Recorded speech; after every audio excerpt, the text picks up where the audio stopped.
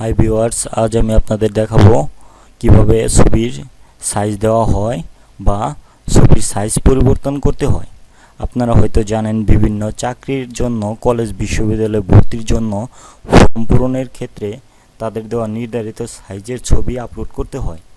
ছবির সঠিক সাইজ দেওয়ার জন্য আপনাকে প্রথমে ফটোশপ সফটওয়্যারটি ওপেন করতে হবে। ফটোশপ সফটওয়্যারটি ওপেন হতে কিছুক্ষণ সময় লাগবে, অপেক্ষা করুন।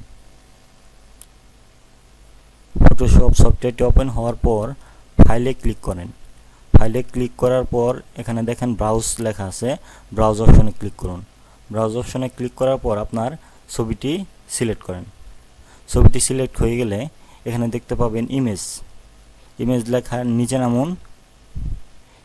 ইমেজ সাইজ দেওয়া আছে, ইমেজ সাইজ এ ক্লিক করেন। এখানে মনে রাখবেন, এখানে টিক চিহ্ন দেওয়া থাকলে টিক চিহ্নটা উঠিয়ে দিতে হবে।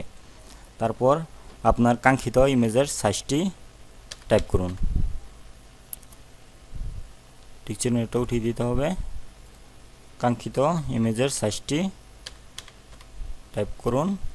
টাইপ করা হয়ে গেলে ওকে প্রেস করুন। দেখেন, আপনার কাঙ্ক্ষিত ছবির সাইজ চলে আসছে। এখন আপনাকে ছবিটি সেভ করার জন্য ফাইল অপশনে ক্লিক করতে হবে। ফাইল অপশনে ক্লিক করার পর এখানে দেখেন সেভ অ্যাজ লেখা, এটাতে ক্লিক করেন। সেভ অ্যাজ ক্লিক করার পর আপনার কাঙ্ক্ষিত ফোল্ডারে ছবিটি সেভ করে রাখতে পারেন। হ্যাঁ, সেভ করা হয়ে গেছে।